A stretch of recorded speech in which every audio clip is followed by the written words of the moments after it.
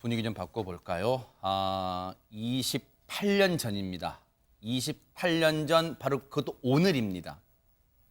정말 있어서는 안 될 어처구니 없는 일이 28년 전 오늘 일어났는데 먼저 영상부터 보시고 이어가 보도록 하겠습니다.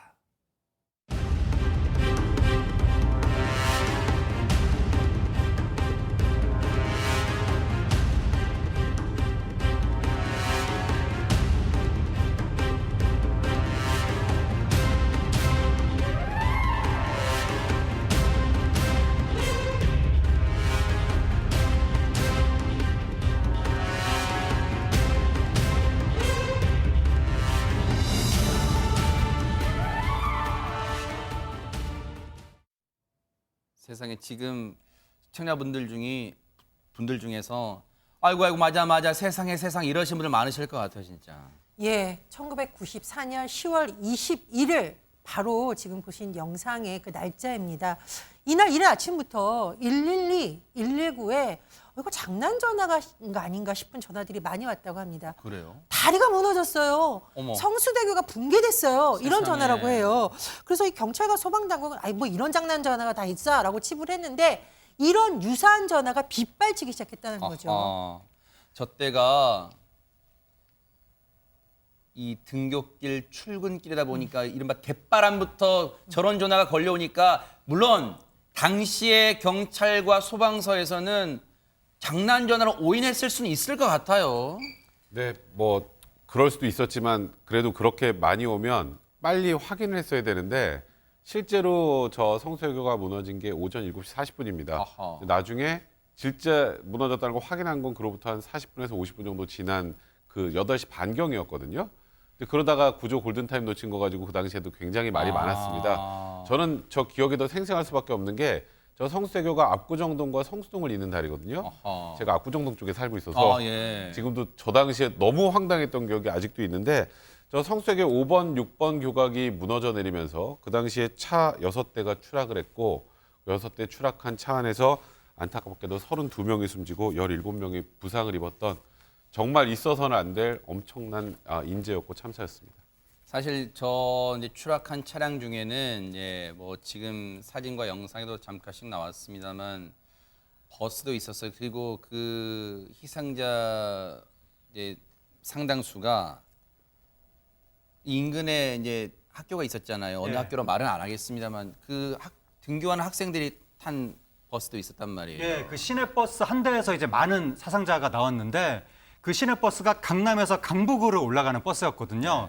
근데 사고가 났을 때 교각에 이렇게 걸쳐 있다가 뒤집히면서 추락한 거예요. 그래서 많은 사상자가 났었는데 그때가 또 아침 시간대라서 등교하던 학생들, 교사들, 직장인들 굉장히 많았었고 특히 강남에 살던 학생들이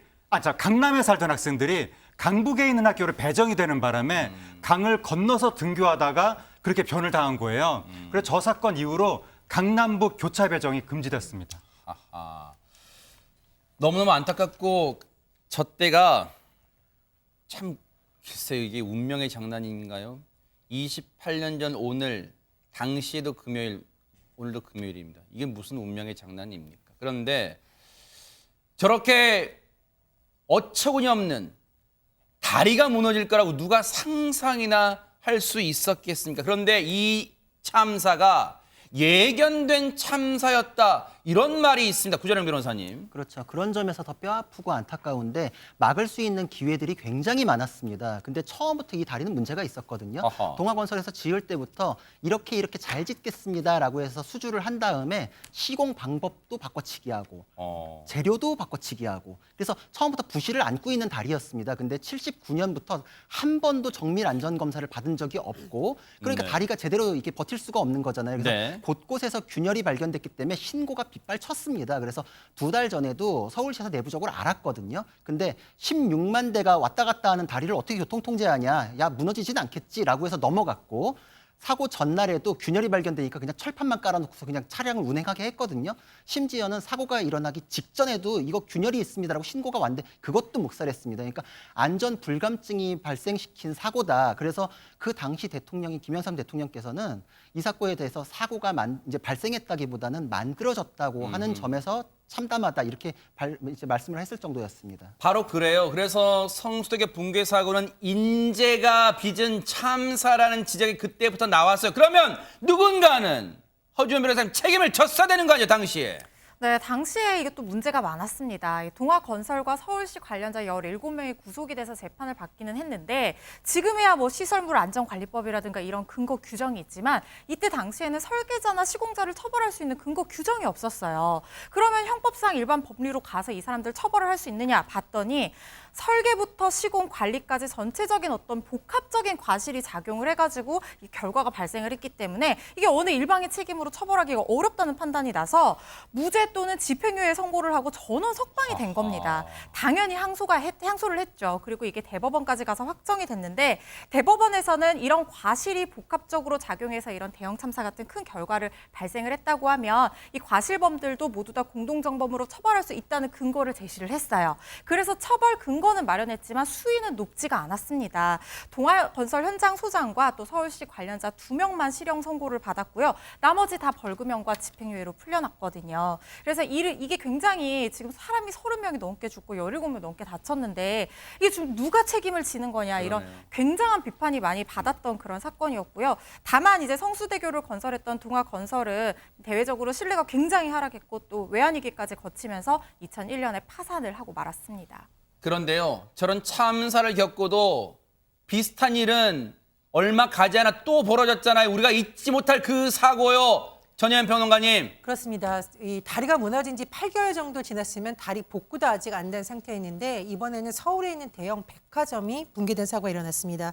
1995년 6월 29일 강남의 대표적인 고급 백화점으로 불리던 삼풍백화점이 붕괴되는 사고가 일어났습니다. 사실 그런데 우리가 돌아보면은요.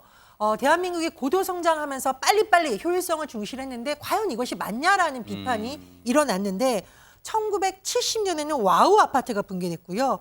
1994년 성수대교가 붕괴됐고 또 1995년 삼풍백화점이 붕괴가 됐습니다. 아까 김영삼 대통령의 당시 담화문에 만들어진 사고라는 그 취지의 비판이 나왔다고 하는데요. 효율, 빨리빨리가 낳은 이 고도 성장의 그늘 다시 한번 돌아봐야 된다라는 사회적 여론이 일어나던 시기였습니다.